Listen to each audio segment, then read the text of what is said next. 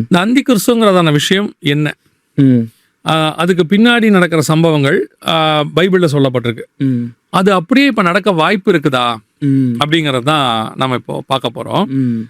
முதலாவது இவங்களுக்கு அந்தி கிறிஸ்துனா என்னன்னு சொல்லிடுவோம். அதுக்கப்புறம் அது சம்பந்தப்பட்ட சில விஷயங்கள் நடக்கிறத நம்ம பார்ப்போம்.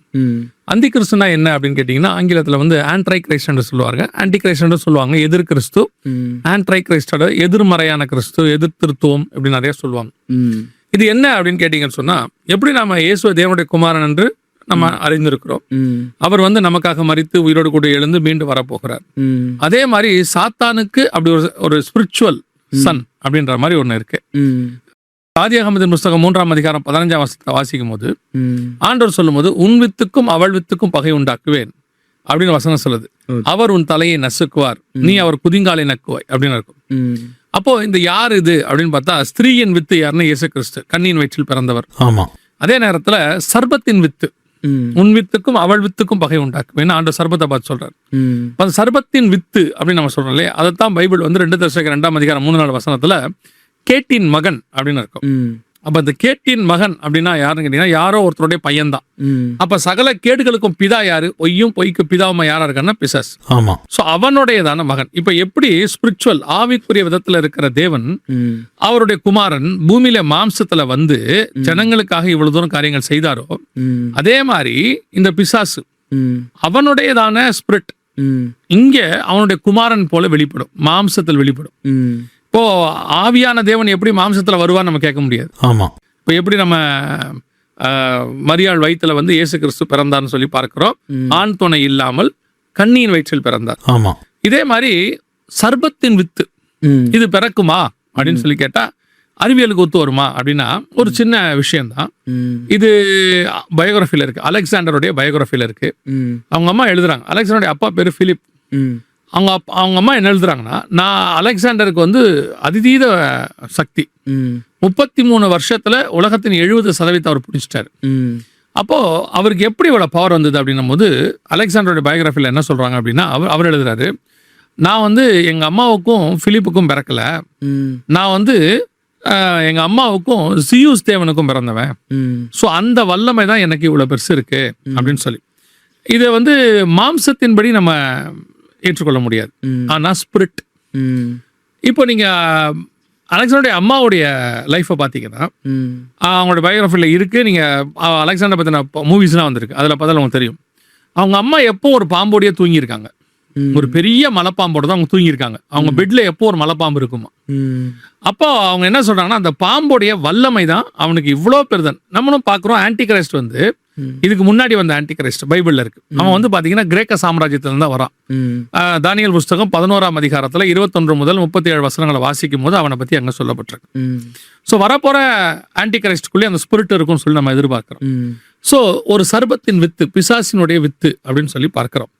எப்படி பரலோகத்தினுடைய தேவன் பூமியில மாம்சத்துல வந்தாரோ, அதே மாதிரி இந்த சர்பத்தின் வித்து மாம்சத்துல வரும், பூமியில வந்து அது உலகத்தை ஆளுகை செய்யும். அதுதான் ஆன்டி கிரைஸ்ட் என்று சொல்றோம். இப்ப எப்படி இயேசு கிறிஸ்துக்குள்ள பரிசுத்த ஆவியானவர் வந்து தங்கினாரோ, அதே மாதிரிதான் ஆன்டி கிரைஸ்ட் என்பது ஒரு ஸ்பிரிட். அது வந்து எந்த மனுஷன் மேல தங்குதோ அந்த மனுஷன் தான் ஆன்டி கிரைஸ்டாக இருப்பான். சரியா? ஆன்டி கிரைஸ்ட் என்பது ஒரு ஸ்பிரிட்டா அப்படின்னு நீங்க கேட்டீங்கன்னு சொன்னா, 1 யோவான் 2ஆம் அதிகாரம் 18வது வசனத்துல, பிள்ளைகளே இது கடைசி காலமா இருக்கிறது, அந்தி கிறிஸ்து வருகிறான் என்று நீங்கள் கேள்விப்பட்டபடி இப்பொழுதும் அநேக அந்தி கிறிஸ்துகள் இருக்கிறார்கள். ஆனா அந்தி கிறிஸ்து வருகிறான் என்று கேள்விப்பட்டபடி ஒரு ஆள் தான் வருவான். ஆனா இப்பொழுதும் அநேக அந்தி கிறிஸ்துகள் இருக்கிறார்கள். பிரதர், என்னுடைய கேள்வி என்னன்னா, அப்போ ஆன்டி கிரைஸ்ட் ஸ்பிரிட் ஏற்கனவே காரியம் செய்யுதா? ஆமா, ஆன்டி கிரைஸ்ட் ஸ்பிரிட் வந்து ஆதியாகமத்துக்கு எப்போ இவங்க வெளியே வந்தாங்களோ அங்கிருந்து கிரியை செய்யும். இப்போ காயினுக்குள்ள இருந்து அந்த ஸ்பிரிட் கிரியை செய்யுது. பொல்லாங்கானால் உண்டாயிருந்த காயினை போல அப்படின்னு இருக்கு. இப்போ பவுல் ஒருத்தனை பார்த்து கேட்டின் மகன் அப்படிங்கிறாரு, யூதாஸ் காரியத்தை பார்த்து கேட்டின் மகன் அப்படின்னு சொல்லப்படுது. கேட்டின் மகன் கெட்டு போனானே ஒழிய அப்படின்னு இருக்கு. அந்த ஸ்பிரிட் வந்து கிரியை செய்யும். அந்த ஸ்பிரிட் எப்படி கிரியை செய்யும், எப்படி கண்டுபிடிக்கலான்றதுக்கு தான் இன்னைக்கு எபிசோடு. முதல்ல இவங்க ஆன்டி கிரைஸ்ட் என்ன தெரியணும் இல்லையா? சோ அதான். சோ அப்படி பிசாசினுடையதான ஒரு மகன், அந்த ஸ்பிரிட் இங்க வந்து மனுஷனுக்குள்ள இருந்து கிரியை செய்யும். இப்ப இயேசுக்கு ஒரு சரீரம் கொடுக்கப்பட்டதுன்னு பார்க்கிறோம், தாவீது எழுதுறார். அந்த மாதிரி அதுக்கு ஒரு சரீரம் வரும். அதான் வந்து இங்க என்ன செய்ய போகுதுன்னு சொன்னா ஆளுகை செய்ய போகுது. அப்போ இந்த ஆன்டி கிரைஸ்டோட ஸ்பிரிட் பூமியில வரும்.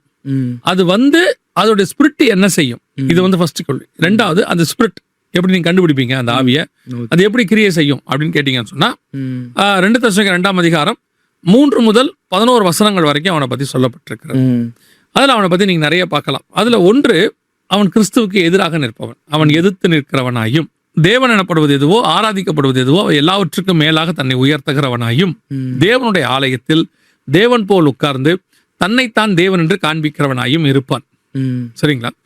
இப்போ இது வந்து ஆன்டி கிரைஸ்டோட ஸ்பிரிட். இந்த வேலையை அது செய்யும். தன்னை தேவன் போல காட்டுவது, தேவனுடைய ஆலயத்தில் உட்காருவது, எல்லாத்தையும் எதிர்ப்பது. அதே மாதிரி பாத்தீங்கன்னா 13ஆம் அதிகாரம் வெளிப்படுத்தின விசேஷம் 5வது வசனத்தை வாசிக்கும் போது 42 மாதம் அளவும் யுத்தம் பண்ணப்பட்டது. ஸோ அவனை என்ன சொல்றாங்கன்னா யுத்த பிரியன் அப்படின்னு சொல்றாங்க. இப்போ ஒரு உதாரணத்துக்கு இப்படி ஒரு மனுஷன் வருவானா அப்படின்னு சொல்லி நீங்க கேட்டீங்கன்னு சொன்னா, இப்போ ட்ரம்ப் இருக்காரு இல்லையா, ட்ரம்ப்பை நீங்க பாருங்க. ட்ரம்ப்போட ஃபர்ஸ்ட் பார்ட்டை விட்டுருங்க, செகண்ட் டைம் அவர் வந்திருக்காரு இல்லையா, ட்ரம்ப் செய்யக்கூடிய காரியங்கள் எல்லாம் பாருங்க, பைபிள்ல ஆன்டி கிரைஸ்டுக்கு என்னென்னலாம் செய்வாங்கன்னு சொல்றாங்களோ அதெல்லாம் அவர் செய்வார். நம்ம ட்ரம்ப்பை வந்து அதே நேரத்துல இஸ்ரவேலர்கள் ட்ரம்ப்பை மேசியாவை பாக்குறாங்க. ஆமா, சரிங்களா?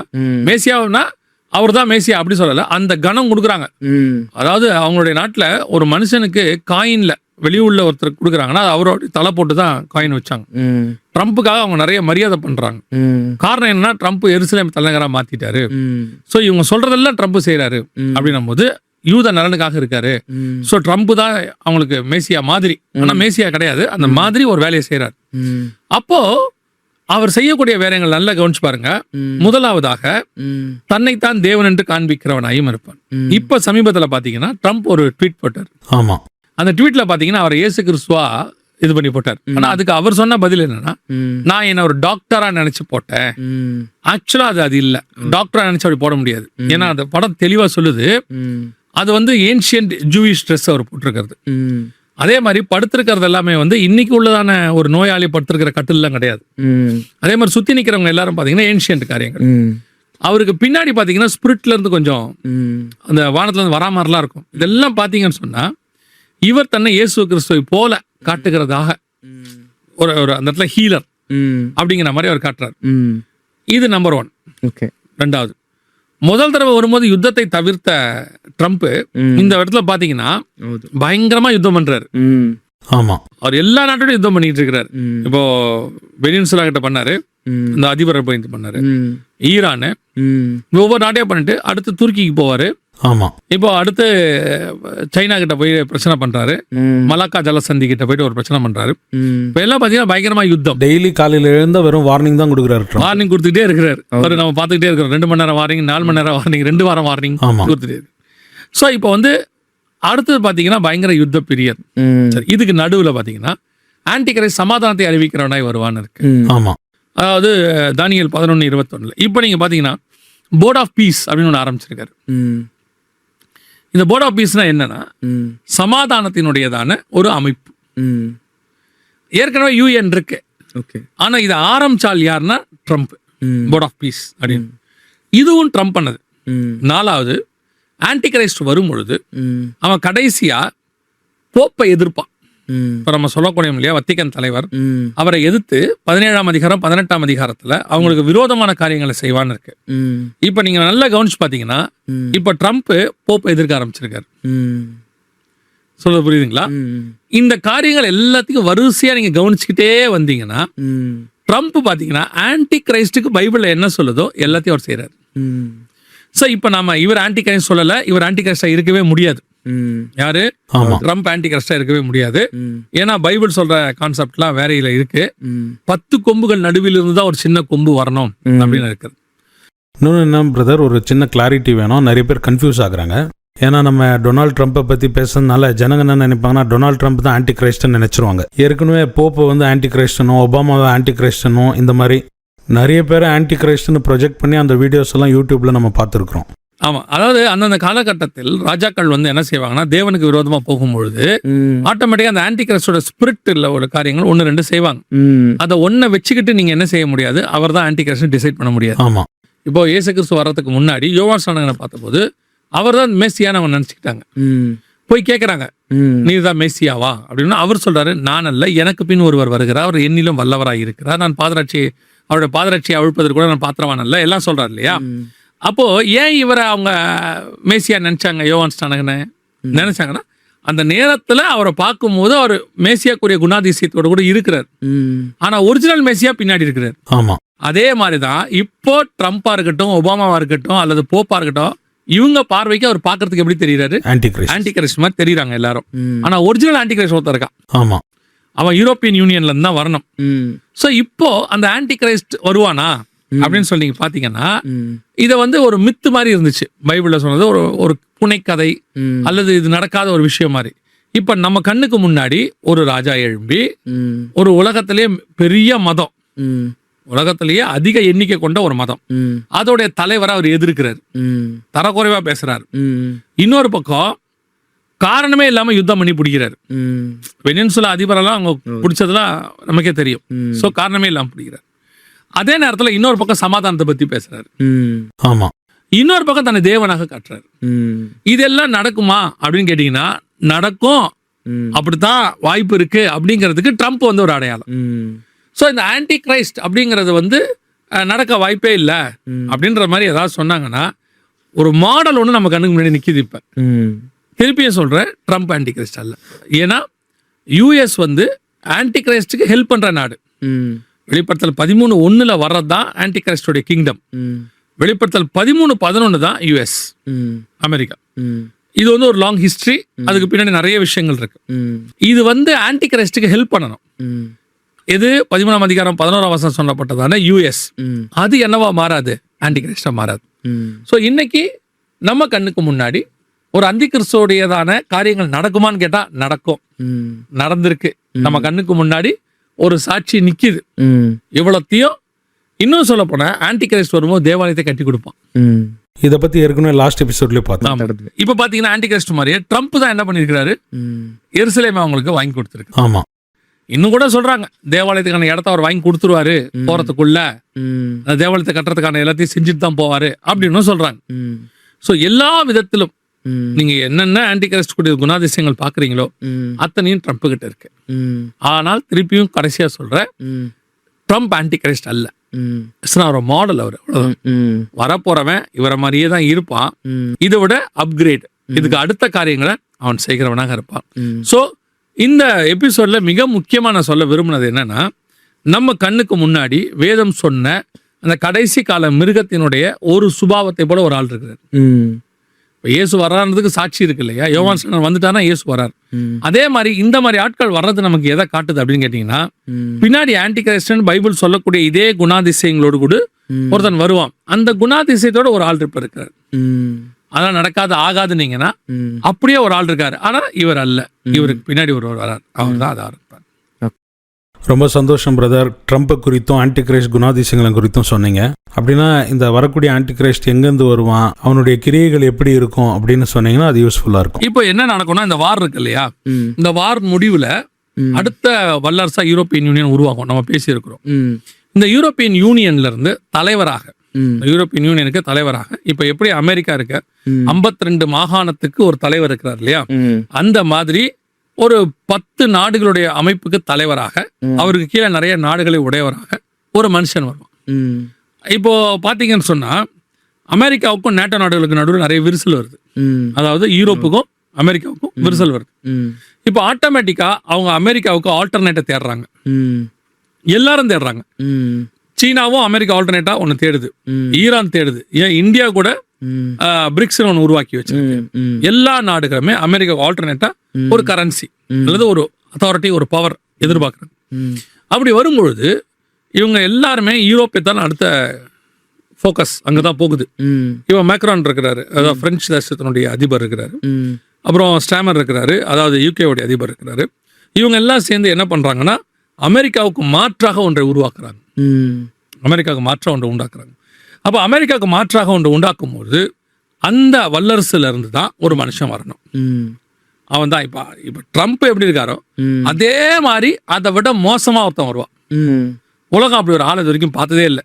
நீங்க ட்ரம்ப்பை பாக்குறீங்கல்ல, என்ன பொறுத்த வரைக்கும் ட்ரம்ப் வந்து ஒரு 25%. இன்னொன்று என்னன்னா பிரதர், ட்ரம்ப்பை நிறைய பேர் எதிர்க்கிறாங்க. ஆனால் இப்போ நீங்கள் சொல்லும்போது ஆன்டி கிரைஸ்ட் எல்லாரோடனும் சமாதானமாக இருப்பான் அப்படின்னு தான் வசனமும் சொல்லுது. ஆனால் இன்னைக்கு நம்ம பார்க்கும்போது ட்ரம்ப்பை நிறைய பேர் எதிர்க்கிறாங்க, அவருக்கு எதிர்த்து நிற்கிறாங்க. ஆனால் வரக்கூடிய அந்தி கிறிஸ்து எல்லாரையுமே ஒற்றுமையான பாதையில் கொண்டு வந்துடுறான்.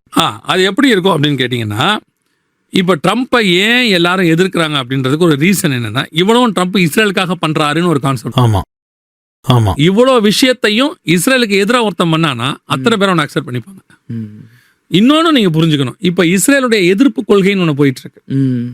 இஸ்ரேலுக்கு எதிராக உலகம் முழுக்க ஒரு எண்ணம் போயிட்டு இருக்கு. இஸ்ரேல் தான் இவ்வளவு காரணம், இஸ்ரேல் பேச்சை கேட்டுட்டு தான் ட்ரம்ப் இவ்வளவு பண்றாரு அப்படின்னு சொல்றாங்க இல்லையா?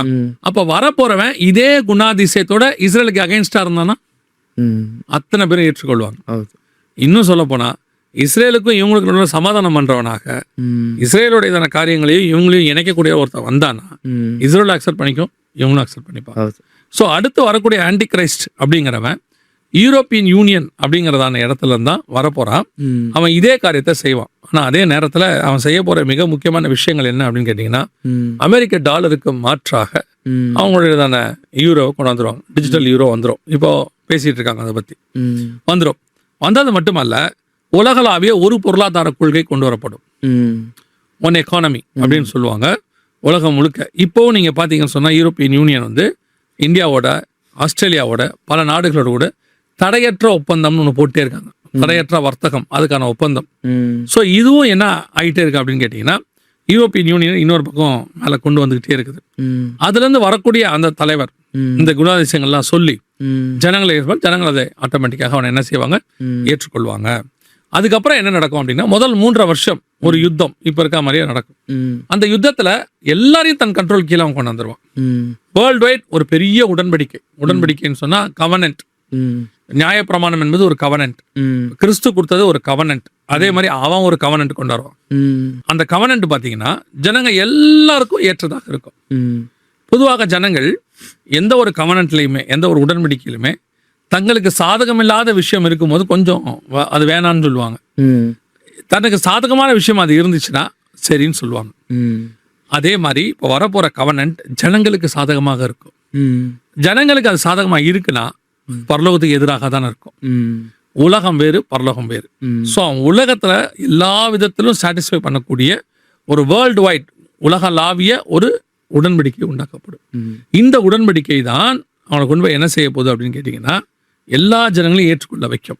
அப்படியே முதல் 42 மாதம் யுத்தம் பண்ணி உலகத்தெல்லாம் ஒரு பொருளாதாரத்துக்குள்ள கொண்டு வந்து ஜனங்க எல்லாரையும் ஒரு எக்கானமியில கொண்டாந்து, அப்புறம் அத்தனை பேருக்கும் ஒரு காடு. இதெல்லாம் பார்ப்போமா அப்படின்னு கேட்டீங்கன்னா பார்ப்போம். வருகை தாமதிச்சா இங்க உள்ளவங்க கண்டிப்பா என்ன செய்வாங்க, பார்ப்பாங்க. ஸோ இதெல்லாம் நடக்கும் அப்படின்னு. அதுக்கு பிறகுதான் அவன் என்ன பண்ணுவான் அப்படின்னு கேட்டீங்கன்னா, முதல் 3 வருஷம் அதுக்குள்ள முடிஞ்சிடும். அதுக்குள்ள இஸ்ரவேல் தேவாலயம் கட்டிடுவாங்க. அதுக்கப்புறம் தான் இவன் யாருங்கிறத அவன் காட்டுவான். இவன் தான் மேசியா இல்ல, நான் வந்து சாத்தானுடைய தூதன், சாத்தானுடைய பையன் அப்படிங்கிற நிரூபிக்கிறதுக்கு என்ன பண்ணுவான்னு கேட்டீங்கன்னா, தன்னுடைய அடையாளமாக தன்னுடைய சிலையை கொண்டு போய் தேவாலயத்துல வைப்பான். கட்டப்படுற தேவாலயத்துல வச்சு எல்லாரும் இதை வணங்க வேண்டும்னு சொல்லுவாங்க. அப்போ பெரும்பான்மையான யூதர்கள் வந்து அதை அக்செப்ட் பண்ணிப்பாங்க. ஏன்னா இப்ப இருக்க யூதர்களே பெருசா ஒன்றும் ஸ்பிரிச்சுவாலிட்டிக்குள்ள இல்லை. அதாவது அவங்க நியாயப்பிரமாணத்துல அவங்க இல்லை. அவங்க பாத்தீங்கன்னா பல மதங்கள்ல அவங்க செதறி போயிருக்கிறாங்க, நாத்திகர்கள் இருக்கிறாங்க, அறிவாளிகள், அதுல மாற்றுக்கருத்தே இல்லை. ஆனா இந்த விஷயத்துல அவங்க முட்டாள்களாக இருக்கிறாங்க.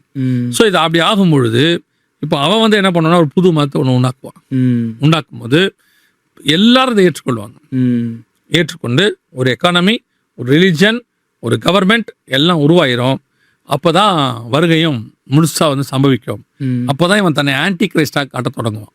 அப்படின்னா பிரதர், இந்த அந்தி கிறிஸ்து வெளிப்படுவதற்கு முன்பதாகவே ராப்சர் நடந்துரும், அது சரியா? ஆன்டி கிரைஸ்ட் வந்து ராப்சருக்கு அப்புறம் தான் வருவான். அதான் ராப்சர் ஆன பிறகு அந்தி கிறிஸ்து வருவான். ஆனா அந்தி கிறிஸ்துடைய ஆவி இப்பவே கிரியை செய்து. இதற்கு இடையில சபை இதை எப்படி புரிஞ்சு கொள்ளணும்? இந்த ராப்சர் ஆகிறதுக்கு முன்னாடி சபை அந்தி கிறிஸ்துவை எப்படி புரிந்து கொள்ளணும்? அந்த அந்தி கிறிஸ்துவ குறித்து இப்ப இருக்கிற சபை எப்படி எச்சரிப்பா இருக்கணும்? சபை வந்து இப்ப என்ன செய்ய வேண்டிய கட்டாயத்துல இருக்கு அப்படின்னு கேட்டீங்கன்னா, நம்ம எப்பவுமே இருளை விரட்ட முடியாது. ஒரு லைட் எழுத்துனா விருள் தானா போயிடும். இவ்வளவுதான் கான்செப்டே. அதே மாதிரி வெளிச்சம் இயேசுதான்.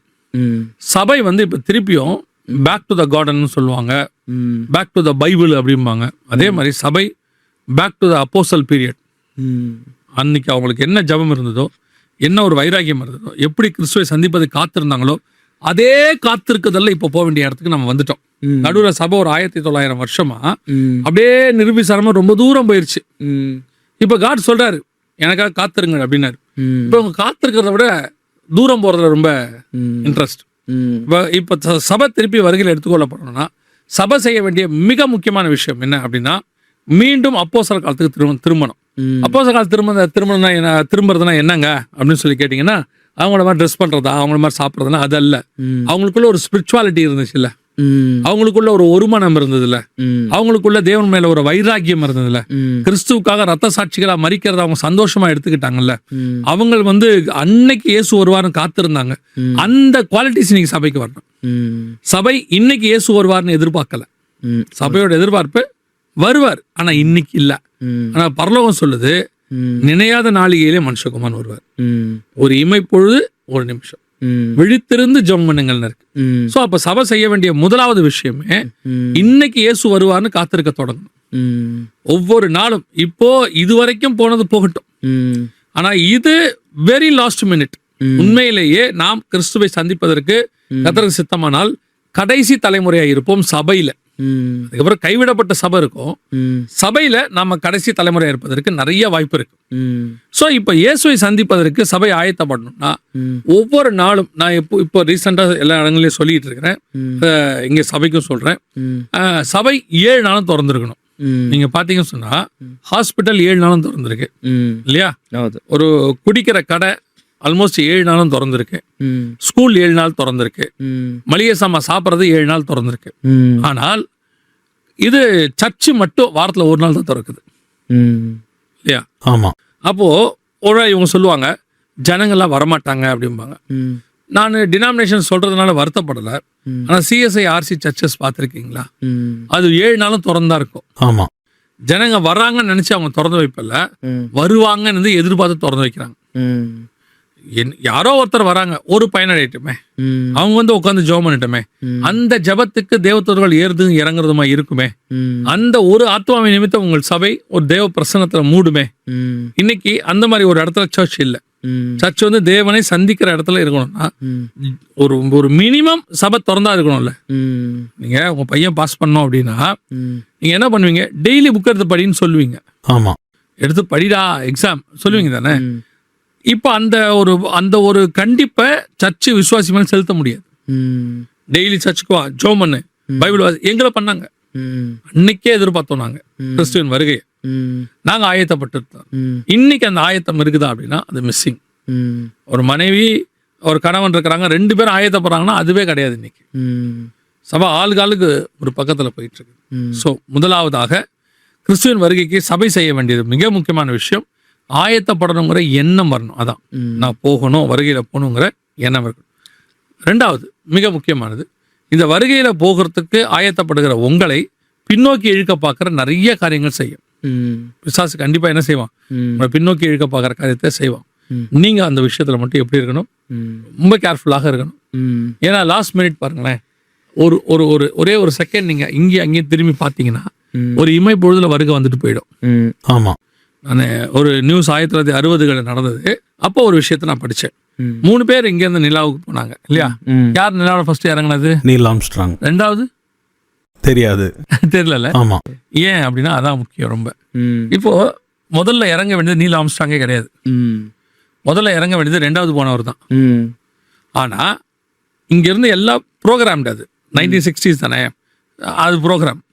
அங்க போறாங்க, இவங்க அனௌன்ஸ் பண்றாங்க, உள்ளுக்குள்ள வந்து பேசுறாங்க, அவர் பேரை சொல்லி நீங்க இறங்குங்க அப்படின்றாங்க.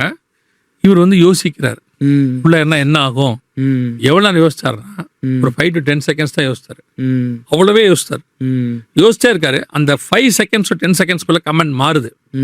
நீல் ஆம்ஸ்ட்ராங் நீங்க இறங்குங்க அப்படின்றாங்க. அவர் யோசிக்கவே இல்லை, இறங்கிட்டாரு. இன்னைக்கு வரைக்கும் சரித்திரத்துல யாரு பேர் இருக்கு? நீல் ஆம்ஸ்ட்ராங் பேர். நீல் ஆம்ஸ்ட்ராங் பேர். உங்களுக்கு எனக்கும் 1 நிமிஷம் தான் இருக்கு. ஆமா. ஒரு இமைப்பொழுது ஒரு நிமிஷத்துல நான் மர்றூமாவும். அப்போ கிறிஸ்து வரும்போது யோசிக்கிறதுக்குலாம் நேரமே கிடையாது. சபை அப்படி டேக் ஆஃப் ஆகி போறதுக்கு தான் டைம் இருக்கு. அப்ப இனி ஒவ்வொரு நாளும் சர்ச்சை என்ன செய்யணும், ஆயத்தப்படணும். குறைவுகள் இருக்கும், பலகீனங்கள் இருக்கு, அதை இன்னிலிருந்து நம்ம ஆரம்பிக்கணும். வேண்டாம், இயேசுவை சந்திச்சா போதும் அப்படிங்கிற ஒரு தாட் வரும்போது இன்னும் நாம வருகையில் போவது ரொம்ப ஈஸியாக இருக்கும். ரொம்ப சந்தோஷம் பிரதர். இந்த எபிசோட்ல அந்தி கிறிஸ்துவ குறித்தும் அவனுடைய குணலட்சணங்களை குறித்தும், அந்தி கிறிஸ்து எங்கேருந்து வெளிப்படுவான், அவனுடைய காரியங்கள் என்ன அப்படின்றத குறித்தும், அதே நேரத்தில் இந்த சபை எப்படி ஆயத்தப்படணும் அப்படின்னு சொன்னதுக்காக ரொம்ப நன்றி.